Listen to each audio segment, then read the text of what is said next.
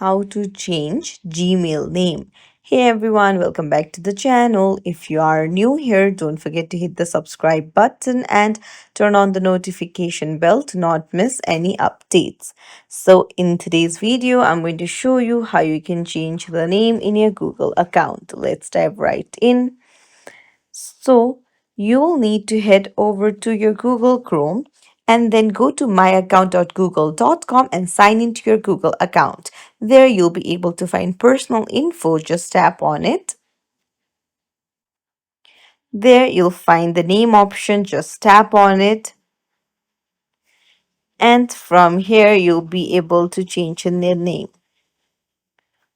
So just remove the name and then put in the new name and just hit save. It's as simple as that. So if you found this tutorial helpful, don't forget to like the video and subscribe to our channel. Thank you for watching. See you in the next video, everyone.